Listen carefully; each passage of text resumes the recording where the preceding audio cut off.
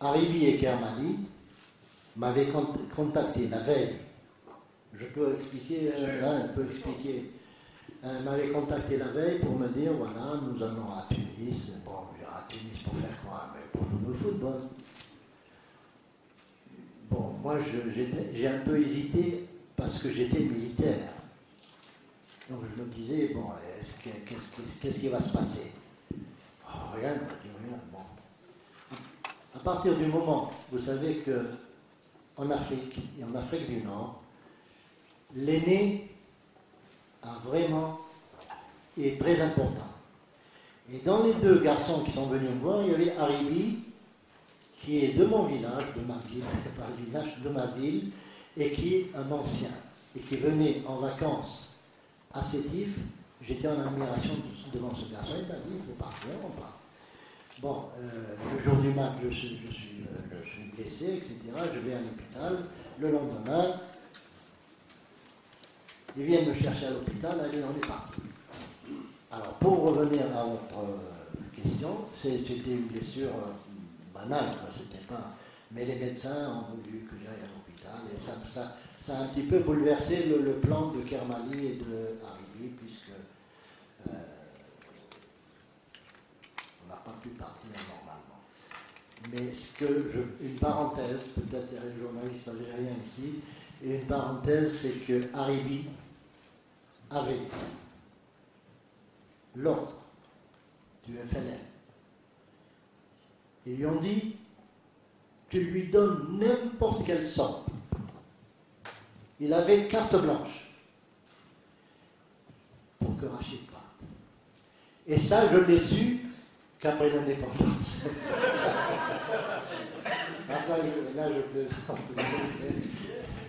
Mais, oui, monsieur, oui. On voit bien que votre arrivée à Tunis, quand même, elle était prévue et organisée, quoi. C'était une opération un peu médiatique. Bah, c'est important, les Je vous donne la parole. Je vais encore plus loin. Ce n'était pas une action sportive. C'est une action politique et bien située, et bien inspirée, et bien en avance sur le temps. C'est-à-dire, le FLN a fait une action médiatique digne de 2007. Pourquoi? Parce que la plupart du peuple français, tout le peuple français, à part les gens qui avaient des enfants en Algérie faisant la guerre, le peuple français ne connaissait pas, ne savait pas qu'il y avait une guerre, ne savait pas. Donc cet événement, cette action a fait poser des questions au petit peuple, aux ouvriers. Mais qu'est-ce qui se passe? Ils étaient bien, ils sont bien, argent, etc., etc. Donc c'est beaucoup plus une action politique que sportive. D'autant plus qu'on est parti à 10. On n'avait même pas 11 joueurs. Donc les gens qui ont pu partir ne savaient pas que le football se jouait à 11.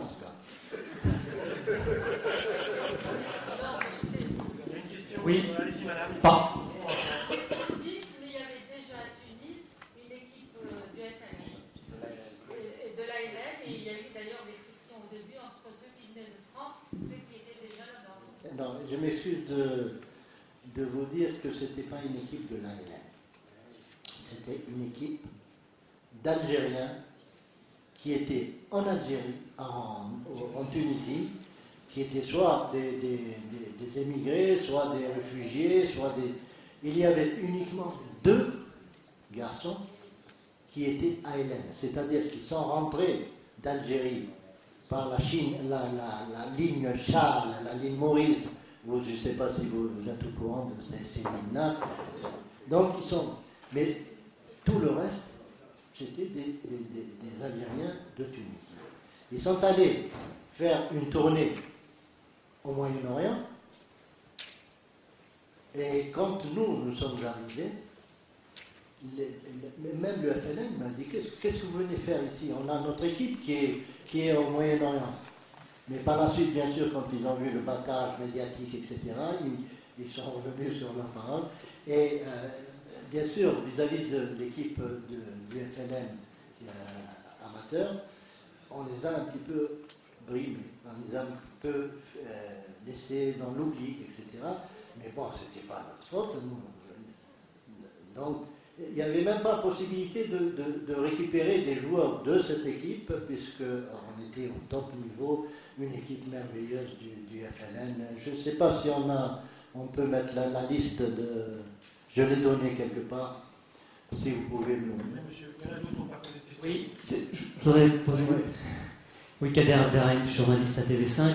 Peut-être l'un et l'autre, c'est Rachid ou c'est Ammar. Dans le prolongement de ce que vous venez de dire, est-ce que quand vous quittez la France le 14 avril et 15 avril 58, est-ce que à ce moment-là, c'est une opération concertée avec le FLN ou c'est une initiative que vous prenez, vous, entre joueurs? Et j'ai une deuxième question.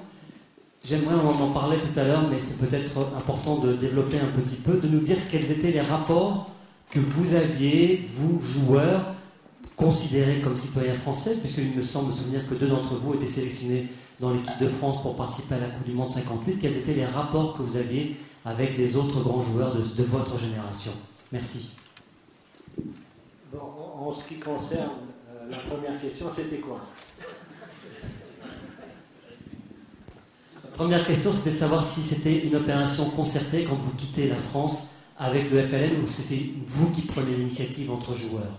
Bon, j'ai répondu, mais je peux vous dire que jusqu'à présent, nous essayons de savoir qui a eu cette idée. Et chaque fois qu'on parle à la télé, à la radio, etc., on pose la question qui a. Bon, on nous dit c'est la FLN, ne vous occupez pas de ça. Donc c'est un peu bizarre. Bon, moi, nous on a un petit peu la solution, la proposition. Il y a 3 de cette équipe, les 10 premiers, qui sont dans le coup. C'est Haribi, Boumezrek et Pentifo. Ces 3-là, c'est eux qui ont manipulé, qui ont programmé, planifié, etc. etc. Donc ça, c'est pour la première question. La deuxième question, c'est-à-dire... Les rapports avec les autres joueurs de l'équipe de France. Mais avant ou après? À ce moment-là, j'imagine. Non, de toute façon, bon, avec l'équipe de France... Vous étiez au bataillon de Joinville, je crois, avec Raymond Coppa, vous avez joué avec cette génération exceptionnelle, Juste Fontaine, je crois, plutôt. Donc, quelles étaient vos relations à ce moment-là? Dans le contexte, c'était quand même la guerre d'Algérie. Quels étaient vos rapports? Je vous ai dit tout à l'heure, à part les gens qui étaient impliqués directement dans cette guerre, eux avaient été au courant de cette. Par exemple, Justo, il était au courant parce qu'il a fait 30 mois de service militaire à cause de l'Algérie. Bon, il est resté ici en France, mais disons le rapport était bon, les rapports étaient bons. En tout cas, moi personnellement, quand j'étais en équipe de France, j'étais décontracté, etc. Comme n'importe quel joueur. Il n'y avait pas justement cette différence entre l'un et l'autre. C'est ce qui fait que, si vous voulez, on s'est senti un peu français. Une autre ici. Moi, c'est une question pour Rachid Makhloufi. Comme joueur, je vous admire. Votre carrière, elle est formidable. Ça, on ne peut pas en discuter. Vous étiez sur la tête de la fédération algérienne en 82. L'équipe nationale a eu un succès énorme. Est-ce que maintenant, vous ne pouvez pas revenir à la fédération où il y a des obstacles qui vous font freiner pour revenir à la fédération pour avoir au moins le succès qu'on avait en 82? Le retour de Rachid Makhloufi. Ça, c'est un scoop. Hein. Vous êtes algérien? Oui. Il y a un petit dicton en arabe. Rarbel. On ne peut pas faire deux fois. Tami. Non. C'est vrai que c'est un énorme gâchis de ne pas reprendre l'équipe du FLN. Parce que,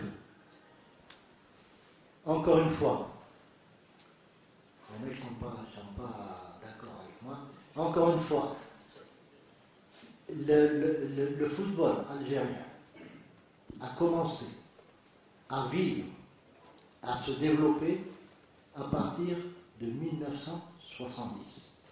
À partir du moment où les membres de l'équipe FLN ont pris en charge tout le football et à travers tout le territoire, et où nous avons fait le travail de Boulogne qu'il a fait ici. C'est-à-dire, chaque région, il y avait des directeurs, des techniciens, etc. On s'est éparpillé à travers tout le territoire pour faire une équipe. Quelle est l'équipe qu'on a faite? C'est 82.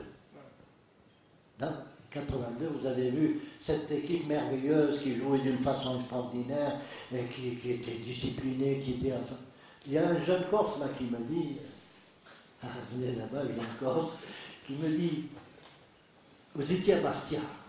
Je dis oui, j'étais à Bastia, mon joueur, entraîneur, etc.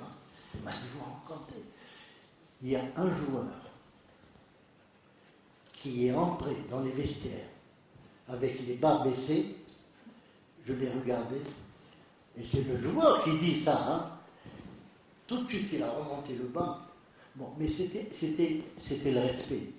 Et là, cette équipe du FLN, à travers tout le territoire, on a fait de telle sorte que les joueurs sentent qu'il y avait du répondant. Et vous savez, et ça c'est valable aussi en France, un jeune qui n'a pas confiance en vous, vous pouvez raconter ce que vous voulez.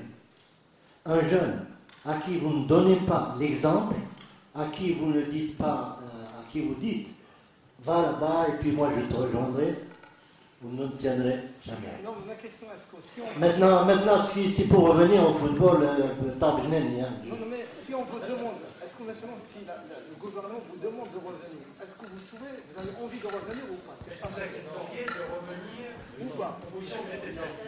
Bon, écoutez, moi je suis pas fou. Moi j'ai 71 ans, je suis le plus jeune de cette équipe du FLN. Comment je vais reprendre un football où il faut matraquer, il faut être du matin au soir, etc. Donc, mais j'ai donné des solutions. Il n'y a pas très longtemps, je discutais avec le ministre, je lui ai dit, écoutez, monsieur le ministre, je vous conseille de faire abstraction de cette équipe nationale. Mettez-la de côté. Ou bien donnez-la à un entraîneur, vous lui dites, joue, tu gagnes, tu perds, tu perds. Mais basez le travail sur la jeunesse, sur la formation, sur les entraîneurs, sur les terrains de jeu. Parce que finalement, en Algérie, il y a peut-être des grands stades, mais il n'y a pas de terrain d'entraînement. Il y a des équipes UP, ils n'ont même pas un terrain pour aller s'entraîner.